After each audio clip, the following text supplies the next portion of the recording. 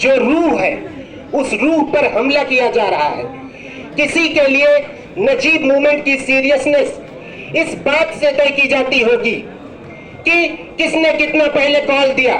मेरे लिए नजीब मूवमेंट की सीरियसनेस इस बात से तय की जाती है कि उस रात में कौन किसके साथ खड़ा था। मैं यहां से इस सीरियसनेस को तय करता हूं। आज जब 7 साल बाद मैं इस स्लोगन को सुनता हूं, वेयर इज नजीब, तो ये स्लोगन मेरे अंदर जान डालता है। ये स्लोगन मुझे बताता है कि ये महज एक स्लोगन नहीं है, ये एक्सप्रेशन है उस दर्द का जिससे एक मां गुजरी है, जिससे एक भाई गुजरा है, जिससे एक बहन गुजरी है और जिससे इस कैंपस का एक एक स्टूडेंट गुजरा है। आपके लिए नजीब एक पॉलिटिकल मुद्दा हो सकता है, मेरे लिए नजीब मेरी जिंदगी का मकसद है। आज भी मुझे वो रात याद है जिस वक्त 250 की भीड़ में नजीब को बार बार पीटा और घसीटा जा रहा था और शर्म आनी चाहिए इन संगठनों को। इनमें से कोई एक संगठन नजीब को बचाने नहीं आया। आज भी ये आंखें उन चेहरों को देख रही है कि नजीब पिट रहा था वहां पर और ये लोग खड़े होकर के तमाशा देख रहे थे।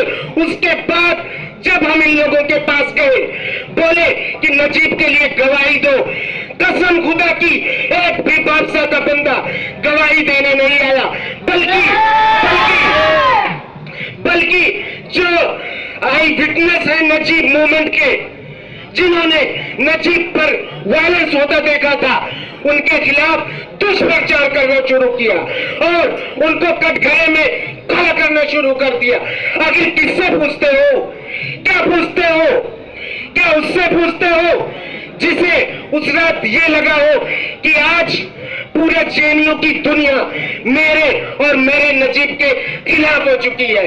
क्या आप उससे पूछते हो कि जिसके रूममेट को जो बच्चा एक मदरसे से निकल करके एक कैंपस में आए और कैंपस में आने के बाद उसे सिर्फ 2 महीने हुए हो पॉलिटिक्स में आए हुए, वो इस पॉलिटिकल ड्रामा से कैसे निकला होगा ये अंदाजा आपको नहीं हो सकता।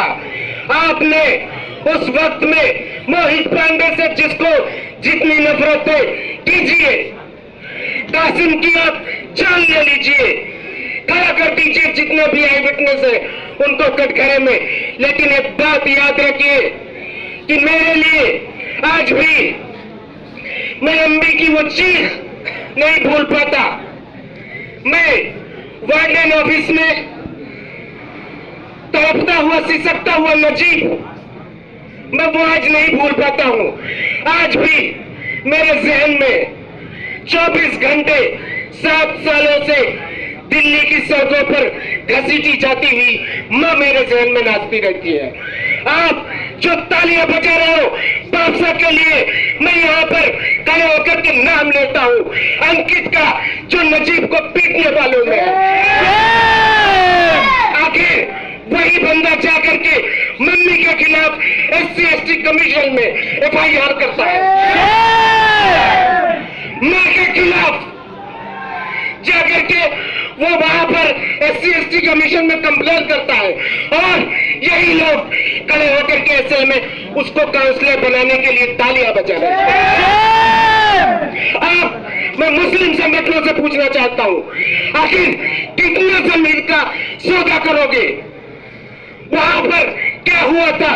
मोहित पांडे को आज सिर्फ इसलिए इतना टारगेट करते हो कि मोहित पांडे एक ब्राह्मण है। क्या ये गुनाह है कि कोई किसी ब्राह्मण फैमिली में पैदा हुआ है? क्या ये गुनाह है कि वो इंसान है? गुनाह तब है जब कोई किसी इंसान को इंसान नहीं समझता और आपने नजीब के दर्द को नहीं समझा। आप एक बात याद रखिए, मुझे यहाँ पर 7 सालों बाद किसी की सिंपैथी की जरूरत नहीं है। मुझे नहीं चाहिए किसी की सिंपैथी।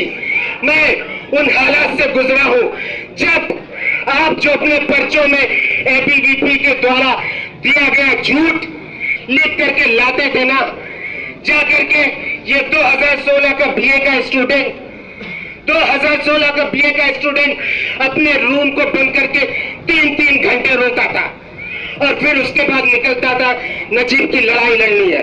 आखिर आपको लगता है कासिम ने क्या किया? अलग अलग लोगों ने अलग अलग बातें की। किसी ने Qasim is not consistent in his statement, तो किसी ने कहा कासिम इज हाइडिंग समथिंग। तो 7 सालों से किसी के लिए शर्म करो, एक ही बात है, कासिम साइन अ लेटर।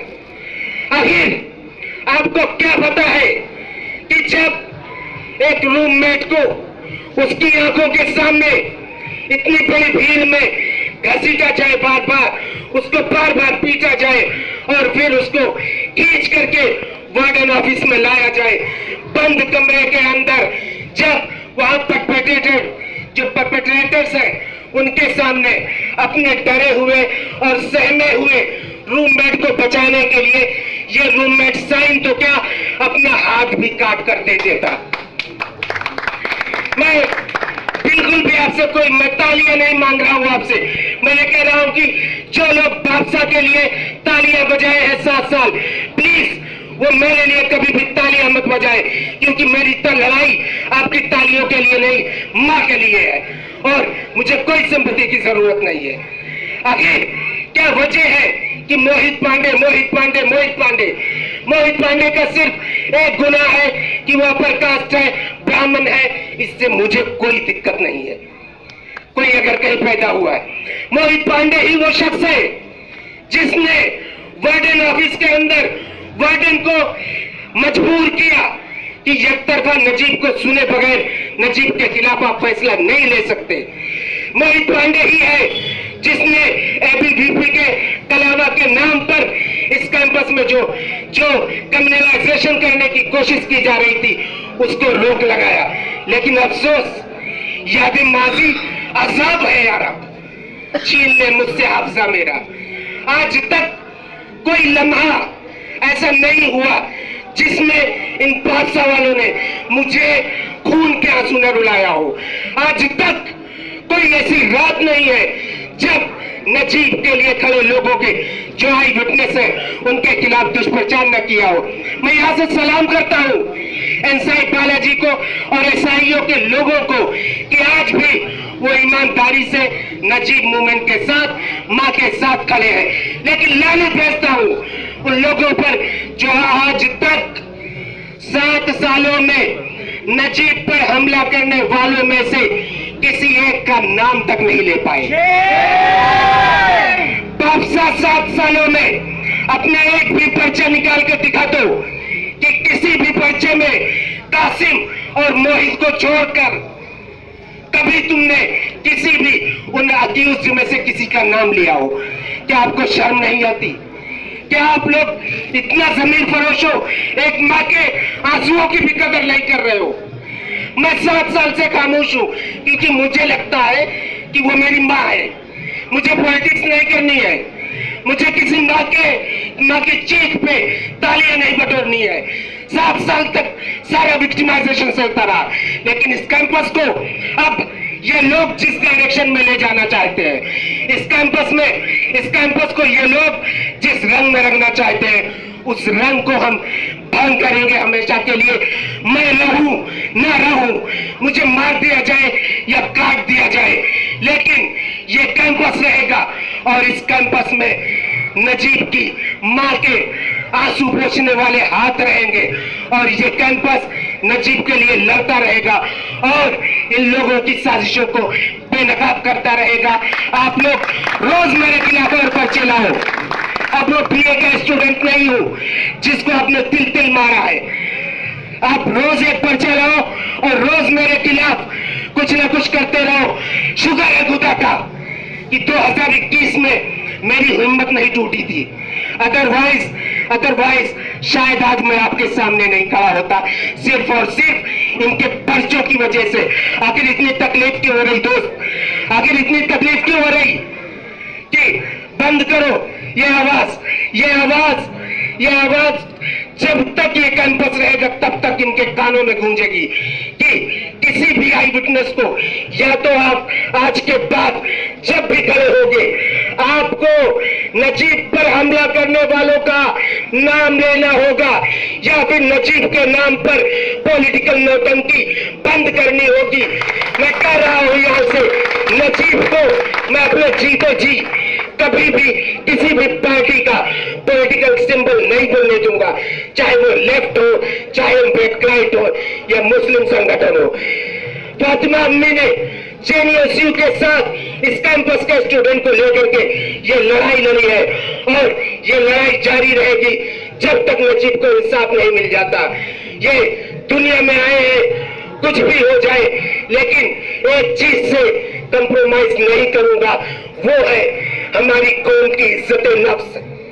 और मैं उस इज्जत नफ्स से समझौता नहीं करने जा रहा हूं। जितना ब्लेम करना है कर लो, जितना कुछ करना है कर लो, इसके बाद शायद मुझे ज्यादा कुछ बोलने की जरूरत नहीं पड़ेगी और जरूरत पड़ेगी तो आप जरूर बोलूंगा। इसी के साथ आप लोग माँ की आवाज को और नजीब मूवमेंट की स्पिरिट को समझिए और इनके बहकावे में मत आइए, क्योंकि ये वही लोग हैं जो वहां पर एबीवीपी के कैंडिडेट के लिए तालियां बजा रहे थे। शुक्रिया। Where is Najeeb? Justice for Najeeb.